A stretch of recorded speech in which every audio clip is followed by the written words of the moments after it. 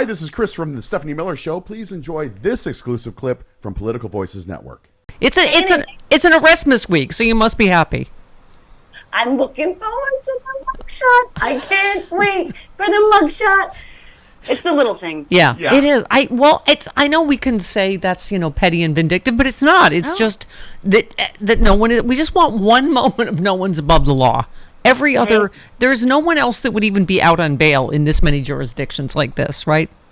Right, and let's be honest, he's getting a full police escort to get his mugshots, and then he's getting a full police escort back. So it's not like, it's still not really quite there with no one is above the law. But still. Now, are you, because I know you like to do a little bit of betting over there in Jersey, are you in the over and under on, what is it, 273 pounds is the betting pool for the weigh-in? I'm definitely team over. I mean, I think one of his legs might, not that I'm fat shaming, but I'm definitely team over. Let's be honest. I mean, I had 2 babies. I was up to 240 after the second one, and I didn't look like Donald Trump.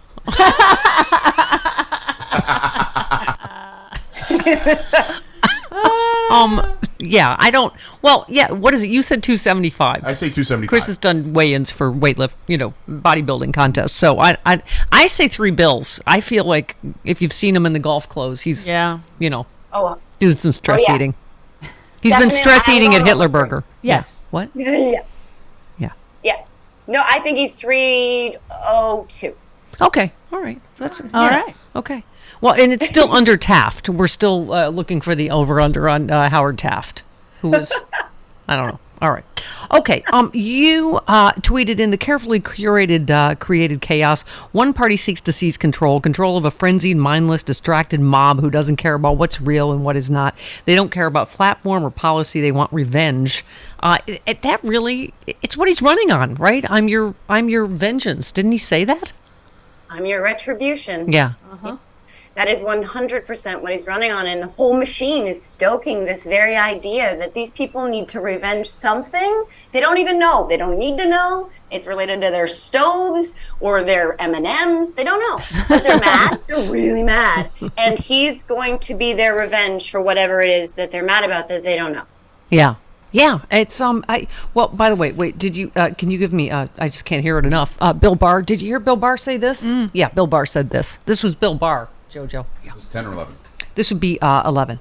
11, okay. It's funny, Republicans are complaining about weaponization of the department, and I think it's a fair, thing to pursue. But Trump's made it clear he wants to weaponize the Department of Justice. Is that what you think his 4 years would be? That would be my concern. Among many. Yeah, wouldn't that be a horrible thing if someone were to weaponize the Department of Justice and say, I don't know, cover up for a traitor, that colluded with Russia, or I don't know, maybe weaponized it to go after his enemies like Michael Cohen. Can't imagine such a thing. Who would write a letter auditioning to do such a thing? Certainly not Bill Barr. Yeah. How do these people, I don't understand how they just, with a straight face, can say these things and there are no follow-up questions from the mainstream media. I don't understand it either, because it's like, these are not profiles in courage, folks. These are people who are telling us all the things that they knew were awful that they didn't tell us when they could have done something about all the awfulness. Right. They're telling us now. But I mean, he specifically weaponized the Department of Justice himself to protect Trump, to protect Roger Stone, to protect, what's his name? All of them, right? Flynn, to go after his enemies like Michael Cohen, etc. I mean, it's just the fact that he gets hired to sit there and pontificate is okay. Oh, wait, there's more. Hang on. One of the things I'll have to weigh if I'm confronted with Trump versus Biden is my concern of the kinds of people he would have about him, and he was always about tit for tat.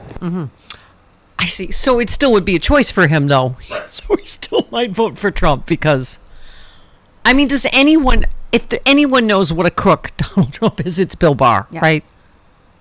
100%. I mean, he was there. I mean, yes, he left at the very, very end when he was like, you know what? I don't really think I want to go to jail for you, so I'm going to peel off now. But he was there for all of the rest of it. Yeah. Yeah. By the way, you alluded to the, I was just thinking about, we were talking about how many more people would be alive let's just start with that. Let's just start with the COVID response alone. You just said Republicans have consistently died from COVID at a higher rate than Democrats. Gee, I wonder why. Anyone? I mean, but this is something that it obviously has survived his presidency, is just this idiocy, right? This anti-science, anti-vax, you name it, idiocy. That is exactly what it is. It's idiocy. They're killing off their own constituency. They're killing off their own base, their own voters, because they are idiots. They're idiots who can't even decide on what kind of idiots they want to be. Donald Trump, the one thing you could kind of sort of give him credit for that was an actual thing is that he was sitting in the chair when the vaccines were rolled out. He was literally like there, but I'm not going to give him too much credit. And they're like, no, don't talk about the vaccines, Trump. That they hate you for that because they'd rather die. Okay. Yeah. Makes a lot of sense. Yeah. We also mentioned this clothing store owner out here in California. You tweeted, a man in California shot and killed a clothing store owner because he didn't like her rainbow flag. In a nation armed to the teeth, relentlessly bombarded by the right-wing media machine with fear-mongering and violence stoking and strung out on hate, this is the natural progression. And we were saying, too, she's 66 years old, straight ally, of course, with 9 children. A straight ally killed just for having the wrong flag to having a flag that's inclusive.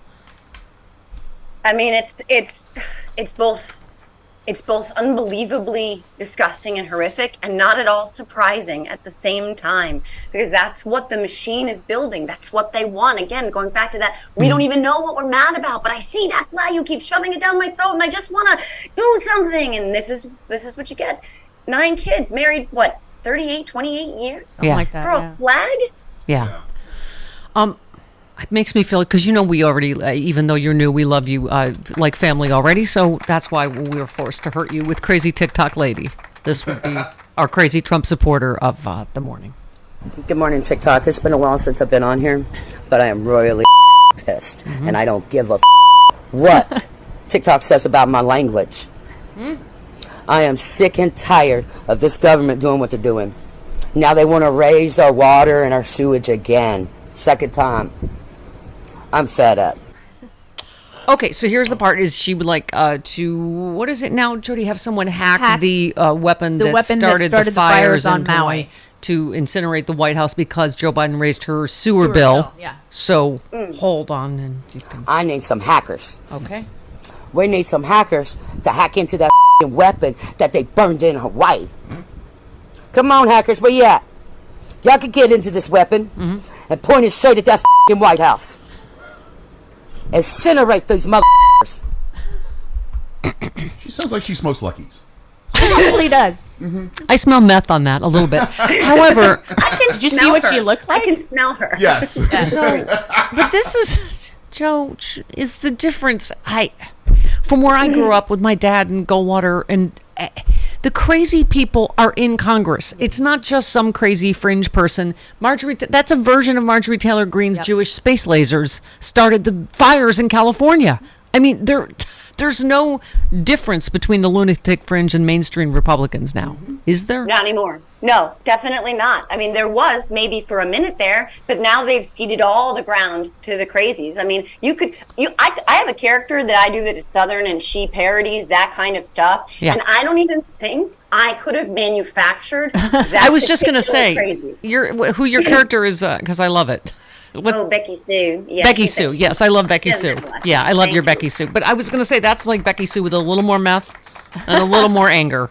But yeah. Well, and I don't think Becky Sue would know the word incinerate, but I'm real impressed that she did, because that is a fancy word. It's like multiple syllables. So what they call it 25 cent or 50 cent, whatever's bigger word. Yes. Yes. There it is, my first drink of the day, Z-Biotics Pre-Alcohol Probiotic.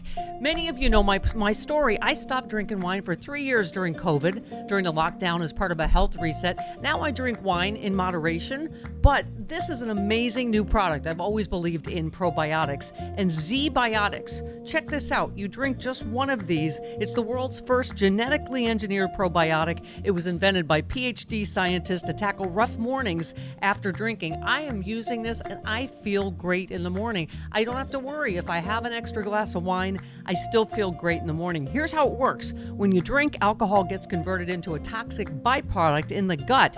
I've always had acid reflux problems. It is this byproduct, not dehydration, that's to blame for your rough next day. ZBiotics produces an enzyme to break this byproduct down. All I know is it works. It is ZBiotics pre-alcohol probiotic. Go to zbiotics.com/politicalvoices or scan the QR code on the screen right now.